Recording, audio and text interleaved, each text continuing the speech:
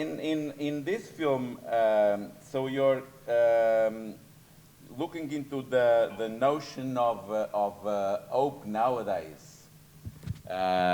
Can you tell us about that? Yes. Well, I think when people have no hope, they have no confidence that they can make changes in society or in their lives. They see no path to make progress.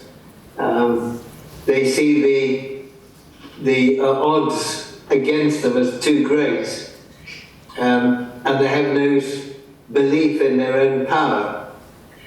And that's when they are vulnerable to the propaganda of the far right. And we see where that leads. It leads to division, it leads to oppression, it leads to attacking immigrants and the most vulnerable people. Whereas if people have hope, then they have confidence that they can make a better world. So in this village of the film, the people have experienced two things. They've experienced the strength of a mining community that had great solidarity, that had a very strong trade union, and it was confident, exploited but confident. Since the pit closed, that solidarity and that confidence is less. And people have been abandoned, they have nothing. The shops close, people leave, and people are angry and bitter, and they have no hope. So you have these two tendencies, and what they find, that with the arrival of the Syrians, they rediscover solidarity. And it's the solidarity that gives them strength, and it's their strength that gives them hope. Yeah, and it's through, so there are through the photographs, and that in a way they will join again together, and they will find this hope and this solidarity, because it's when Yara, so she sees the photographs taken by TJ's uncle, and she is a photographer too, and they make that. So when she sees that photo with the words of TJ's grandmother saying, "So if we eat together, we'll be more solidary," and they have, yes. yeah, yes, yes. But this is what we found when we did the research. Paul Laverty, who wrote the script, I mean, I mean, the script is the centre of the film, so it's Paul's film, and it's that it was happening. Syrians and local people were joining together, but we did the film. 6 years after the Syrians had arrived. When they first arrived, there was hostility. 6 years later, or even 5 years later, when Paul was doing the research, and I was with him, and Paul was writing the script, that solidarity had reappeared. So it isn't a fiction, that. I mean, it did happen in real life. Not exactly eating together, but making friends with each other, supporting each other, doing things with their children together. So in that 5 years since they first arrived, real progress had been made. So this is so in your last films you have you shot in northern East England. And why did you choose to continue here and seeing how these communities are evolving in these days that when the neoliberal agenda is even maybe worse than it was 40 years ago? Well, it's a very special area. It has a long history. It has a very strong working class culture. It has experienced many years of struggle against employers, against exploitation, and it's built on working class struggle. So that's important. It has a very clear identity. It has its own dialect. It's very proud of its culture. But most importantly for us, it was based on old industries. It was based on shipbuilding. It was based on steel. And most of all, it was based on coal mining. Now they've all gone, and Margaret Thatcher closed the pits because the miners were such a strong trade union, and she intended to destroy the communities because again they were the home of working class militancy and strength. So all those. One other thing. A mining village is a very simple place. It has a pit in the middle, and it has houses for the miners gathered around. Nothing else. It's in the countryside. So when the pit closes, there is no other work in that village. And so people leave, the shops close, the infrastructure goes. In many villages, there is no school now. In many villages, the churches are closed. The communities, the libraries have closed. The swimming pool has gone. So it's very clear, it's a clear image of an abandoned community that once was very strong. So it was the clarity of that image that attracted us. And there is kind of, so you hear some of the miners or son of miners saying that some had broken the strikes 40 years earlier, and now there is also this tension that makes friends stop speaking with other friends, and the betrayal TJ feels from his best friend because he went with him in school. How difficult it is to deal with all these tensions because they exist. Yes, well, it's very true that families still don't speak to each other because of that, because they were on opposite sides in the strike. Those who broke the strike are seen as betraying the rest of the village or the rest of the community, and it is still very strong because it was so serious. It was so serious, and I mean, when we made the film, we wanted to see everybody in the bar, in the pub, where the conversations happen. Everyone has a slightly different response to the strike and a slightly different response to the Syrians. There's only really one outright racist remark, and that's from Vic, who's the most aggressive of those who oppose the Syrians.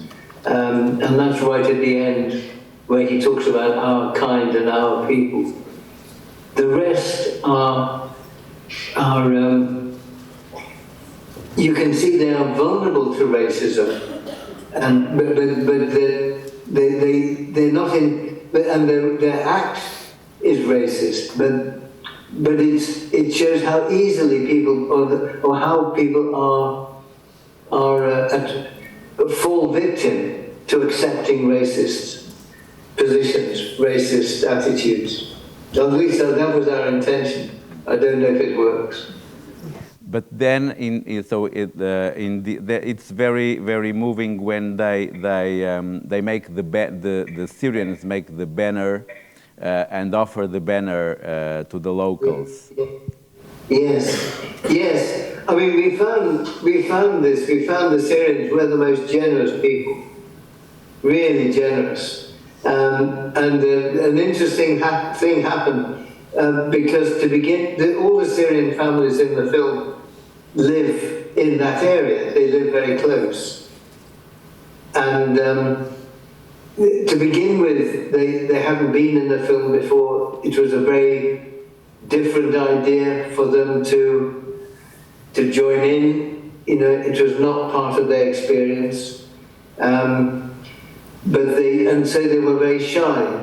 You know, they were very reluctant sometimes to take part. But then a nice thing happened. After a few days filming, the Syrians noticed that we always stopped for a cup of tea in the afternoon. You know, very English thing to do. 4 o'clock in the afternoon, a cup of tea.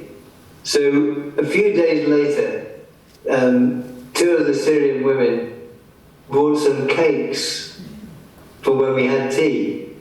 And the cakes were quite delicious. And the Syrian cakes became the best part of the day. And because they were everybody made a fuss, you know, and said how good they were. In a way, it was a way of showing a welcome. It was a way of making friends. And it's little things like that. You don't have to make a speech about being friends. Something happens that makes you friends. This physical communication is very important, and also because many of these Syrians don't speak English. And Yes. But even between so Yara and TJ, it's very moving how how their relationship grows. Sometimes they don't have to speak. It's the look or so that the way they act that gives us how their relationship is growing, and they create a stronger bond between them. Yeah, yes, I'm glad you think that's the plan. Yeah, we felt that too. Well, it's in Paul's writing, but it's in Paul's writing. Is there anyone who wants to make a question? Can come here closer.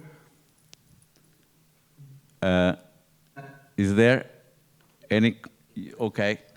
Now there's a viewer that is making you a question, Ken.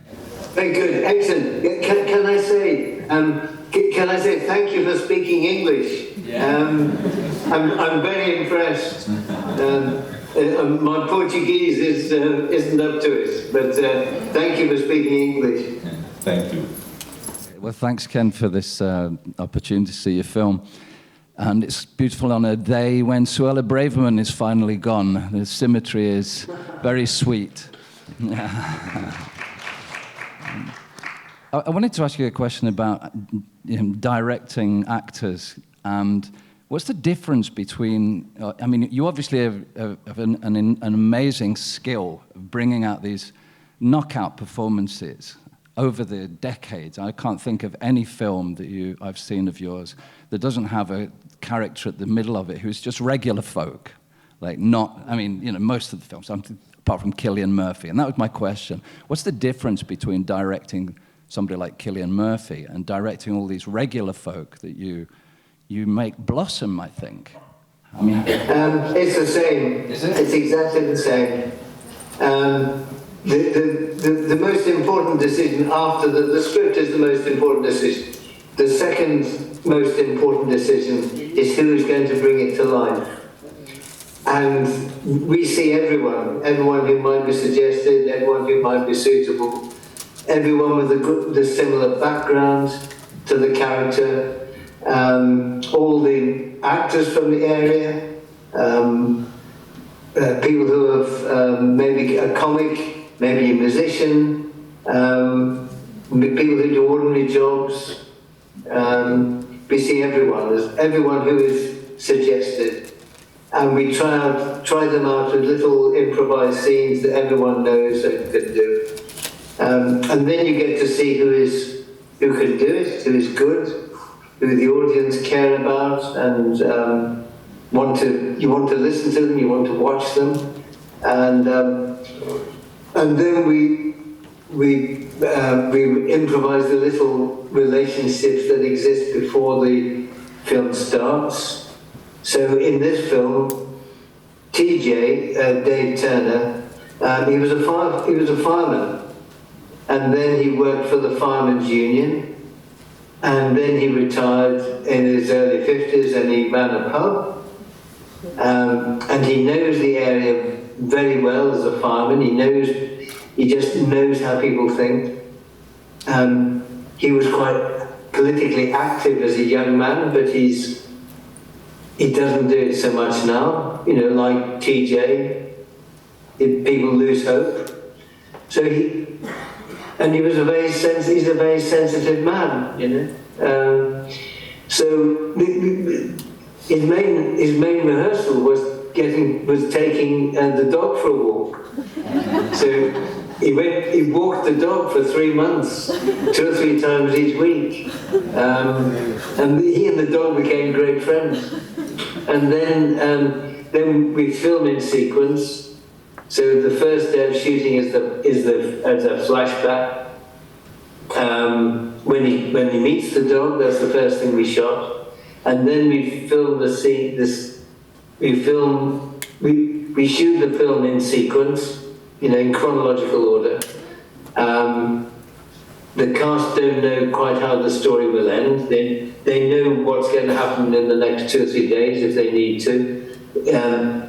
If it's a surprise, we shoot the surprise, because that's the hardest thing to act. So I'm afraid poor Dave didn't know the dog wasn't going to last for the whole film.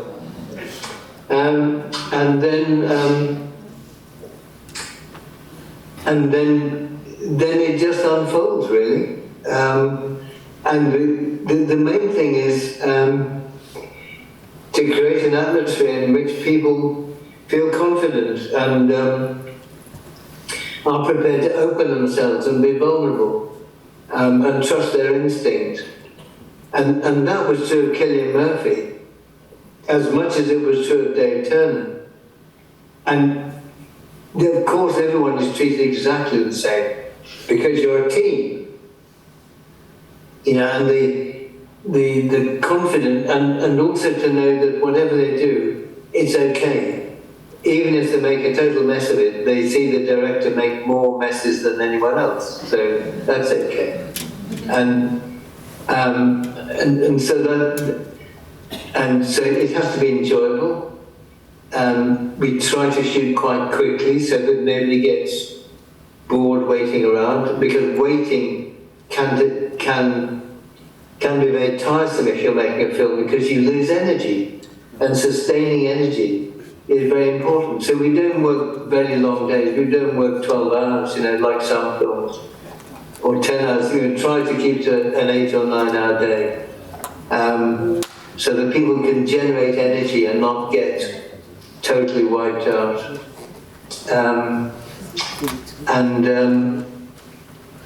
And just enjoy it. I mean, there has to be a light-hearted atmosphere when you're working. when it's serious, it's really serious, of course. But the mood has to be one you look forward to sharing. You look forward. If you don't look forward to taking part, it won't work. It won't work. And so I can't see how else you could do it, really. Thank you very much, Kenneth. Thank you for your remarkable films. Well, there's another question.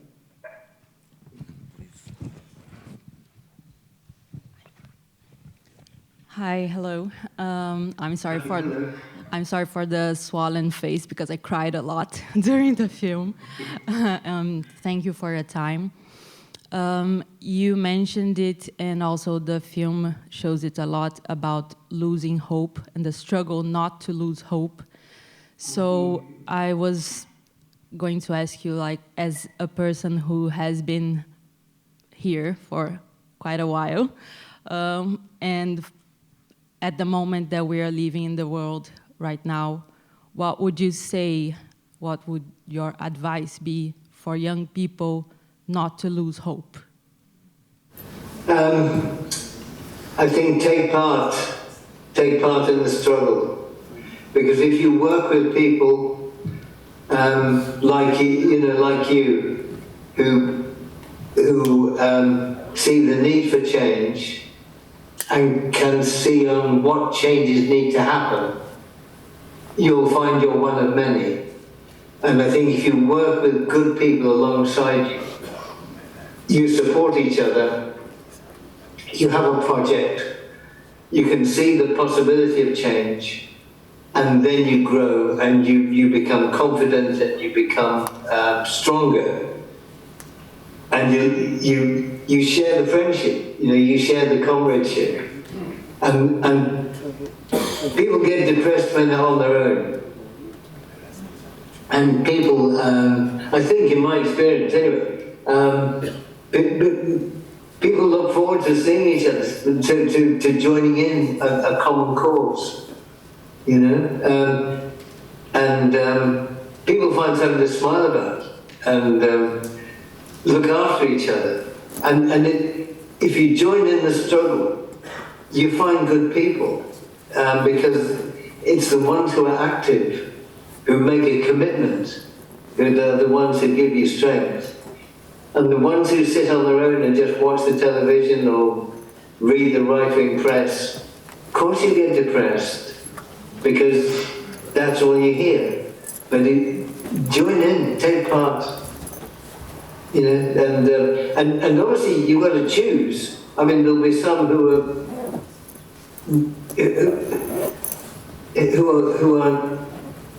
where it's not rational. I mean, some people will do silly things, of course. So of course you've got to be really, you've got to read the books, you've got to know how society works, you've got to know the forces that are working against us, how they organize, how they try to influence minds. I try to influence young people,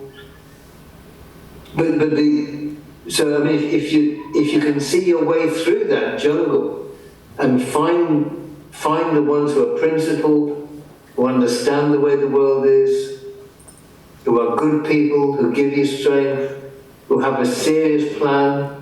No, I'm not talking about doing stupid things or doing things that are just an adventure. I mean, serious, thoughtful people who act responsibly. With imagination and energy, then I think that's the best. Well, you make a contribution, and then you feel at least some satisfaction that you do the best you can. I mean, that's all you can do, isn't it? It's all you can do, but it's worth doing. Thank you. There's a final question from another person. Hi, Ken. I'm João. I'm from Brazil. And we all love your films down there. So thank you very much for your film. I also cried a great deal. So I'm sorry about that. No, it felt very good. My question is about your partnership with Paul Laverty. Of course, you know, those who appreciate your films can see it has worked wonders, like Peaches and Cream. And you said that the center, you said something in the beginning, that the center of your film is Paul Laverty's script. Could you develop it a bit, please? Well, the heart of any film, or any play or book, is the core ideas of it, and the central relationship, the central characters, what the story is. What is the story? And what, beyond that, what is the implication of the story? And why that story? Why those characters? Why that situation? And for us, the test is that the story and the situation and the characters have to have something to say beyond just a simple story. I mean, there can be a good mystery story, but it doesn't go deeper than simply who killed the victim, you know?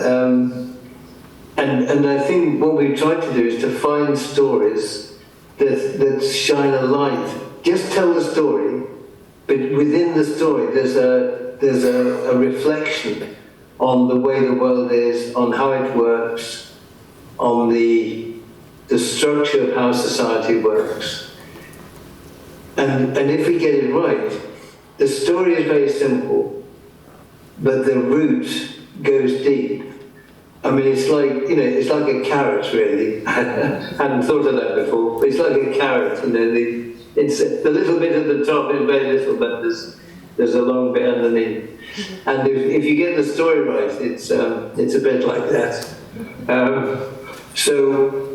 And Paul is very good at that. Well, that's what we talk about, really, before he starts to write the first draft.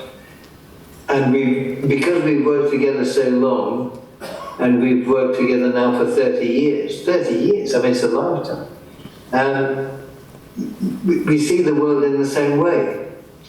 And that means that, you know, if there is we talk most days, every day. I've got a message from him I haven't opened yet, just arrived. We talk most days. Ideas come up. After a bit, if the idea persists, then we think, well, let's look into this. And then after that, you know, we meet, we talk. And after that comes, Paul will write a character or two and a basic situation. And that began with the pub, and it began with the owner of the TJ. And then we were left with how do we discover the different elements within the village? You know, those who remember the solidarity, those who are simply angry and bitter. I mean, and all the shades in between, you know, all the grades in between. And Paul heard the story then of the Syrians who had come to the village in 2016, that was some years earlier, and how they had been met with hostility. And that first scene with the bus is a true event, that it happened. Not exactly like that, but it was a busload of Syrians, and they were met with a lot of hostility. And so that became the first film. And we thought, and we both thought, that the fact that the Syrians were there clarified, it exposed all the differences within the village, because otherwise you just walk through it.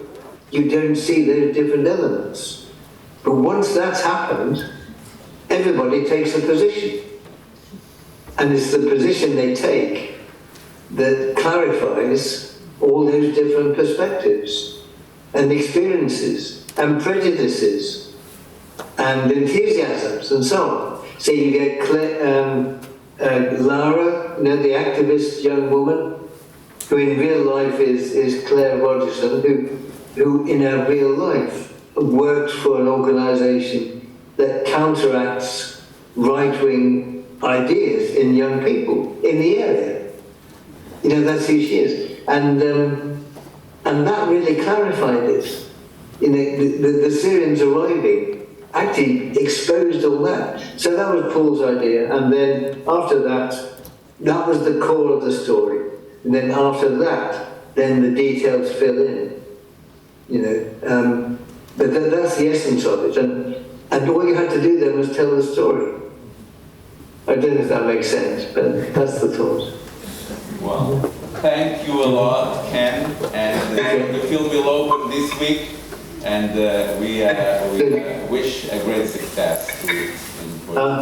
Thanks a lot. Well, thank you, and it's really nice to see you. I'm sorry not with you in person, and as I say, thank you again for speaking English, and thank you for seeing the film. And if you like it, please tell your friends.